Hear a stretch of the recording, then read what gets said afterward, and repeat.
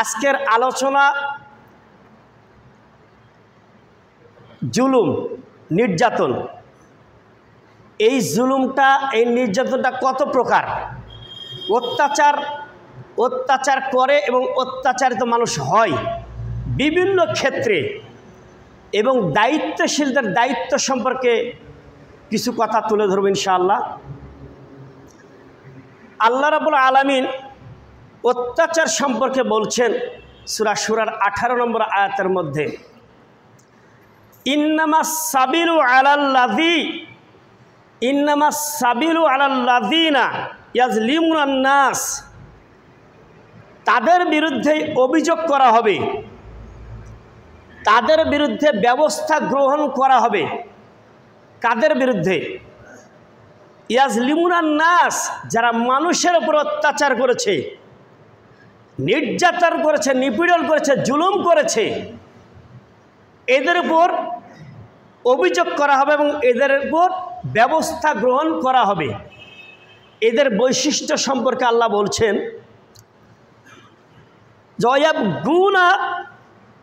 ওয়ায়াবগুনা feel আরদি বিগাইরিল হক। প্রতিটি জায়গায় আল্লাহ মানুষকে দায়িত্ব দিয়েছেন।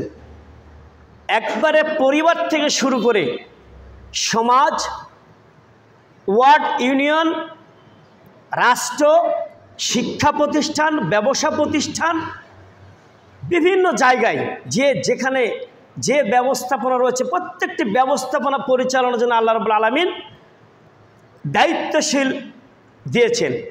এই দায়িত্বশীলদেরকে আল্লাহ বলছেন যে এরা, এই দায়িত্বশীলদের একটি সীমাবদ্ধতা রয়েছে।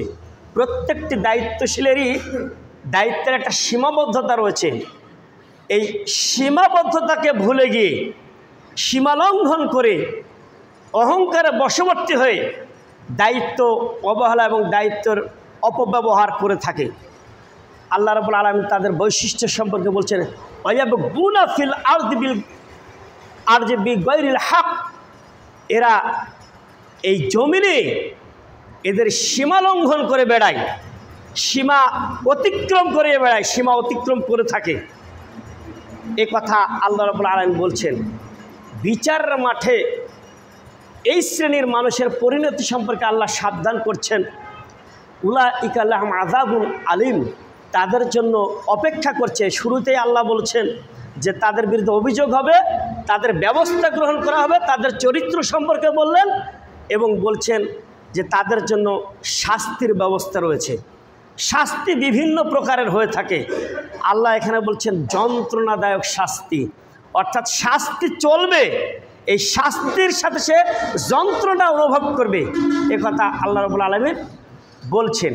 পৃথিবীতে বিভিন্ন শ্রেণী, বিভিন্ন জায়গায় আল্লাহ রাব্বুল আলামিন মানুষদেরকে দায়িত্ব দিয়েছেন। যেটা বলছিলাম যে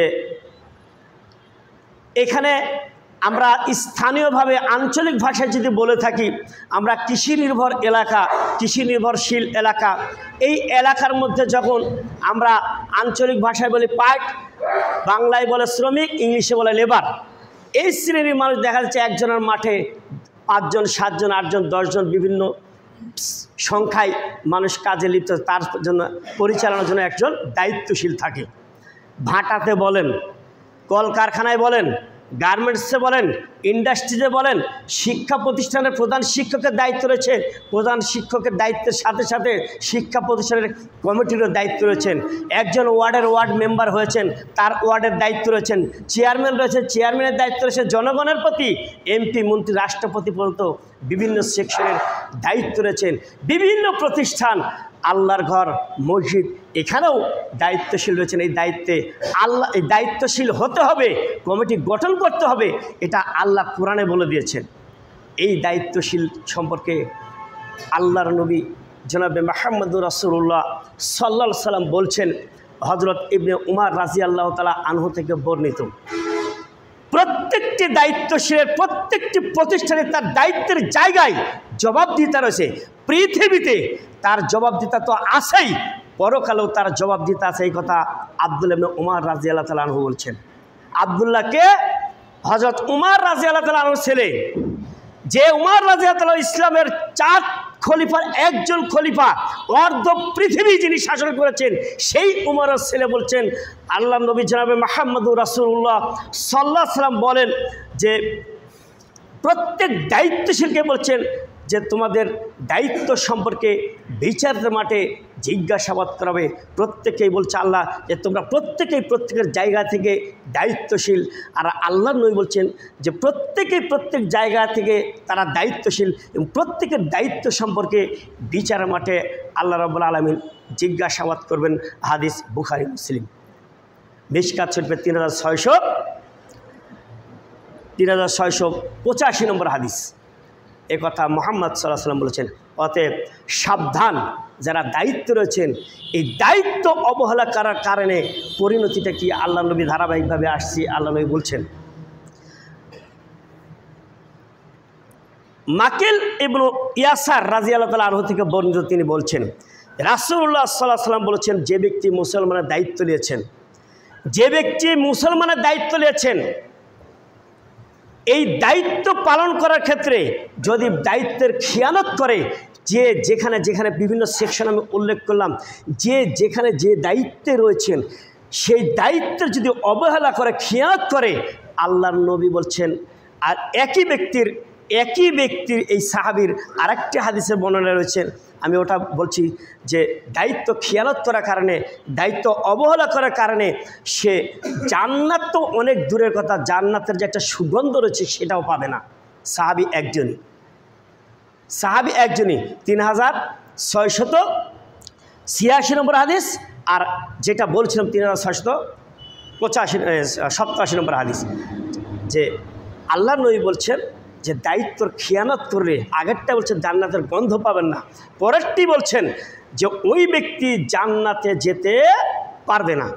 কত কঠিন! আমরা দায়িত্ব নেওয়ার জন্য যে প্রতিযোগিতা করি, একটি কমিটি যদি যে কোনো জায়গায় গঠন হতে হলে যে আমার ভাইস্তাকে নিতে হবে, আমার চাচাকে নিতে হবে, এখানে চাচাকে ছাড়াই কমিটি গঠন হবে না, আমার ভাইকে ছাড়াই গঠন হবে না, আমার মামাকে ছাড়াই গঠন হবে না, আমার নেতা ছাড়াই কমিটি গঠন হবে না। নেন আপনারা দায়িত্ব। পরিণতি কঠিন। আল্লাহর নবী জনাবে মুহাম্মদুর রাসূলুল্লাহ সাল্লাল্লাহু আলাইহি ওয়াসাল্লাম এই লোকদের চরিত্র সম্পর্কে বলছেন। আব্দুল্লাহ ইবনে আমর রাদিয়াল্লাহু তাআলা আনহু থেকে বর্ণিত, বুখারী মুসলিমের মিশকাতের হাদিস, যে এরা এত নিকৃষ্ট যারা দায়িত্ব অবহেলা করে, মানুষের দায়িত্ব সঠিকভাবে পালন করে না। আল্লাহর নবী বলছেন যারা অধীনস্থ জনগণ, অধীনস্থ কর্মচারী, অধীনস্থ চাকর চাকরানি, অধীনস্থ কাজের লোক, এরা যারা দায়িত্ব রয়েছেন এই দায়িত্ব সঠিকভাবে পালন করে না, আল্লাহর নবী বলছেন তা এত নিকৃষ্ট মানুষ, এরা সবচেয়ে জাতির মধ্যে নিকৃষ্ট মানুষ। এ কথা মুহাম্মদ সাল্লাল্লাহু আলাইহি ওয়াসাল্লাম বলেছেন। অতএব সাবধানতা অবলম্বন করতে হবে।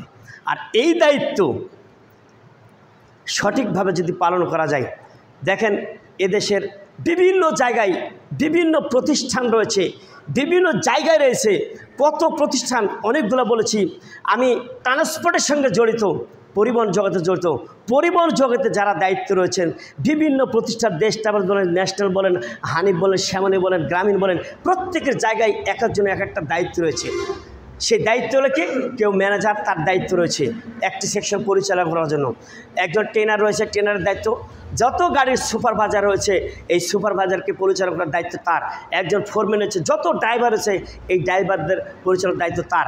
কিন্তু প্রত্যেকের জায়গা থেকে একটা সীমাবদ্ধতা রয়েছে, এই সীমাবদ্ধতা অতিক্রম করে যদি অহংকার করে, অহংকারে বশবর্তী হয়ে একজন অভিযোগ দিল আরেকজনের বিরুদ্ধে, সেই অভিযোগ যাচাই করা হলো না, বিশ্লেষণ করা হলো না, একজনের সঙ্গে সুসম্পর্ক করে আরেকজনের অভিযোগ শুনে আপনি সিদ্ধান্ত গ্রহণ করে আপনি অহংকার করলেন, এর পরিণতি জঘন্য।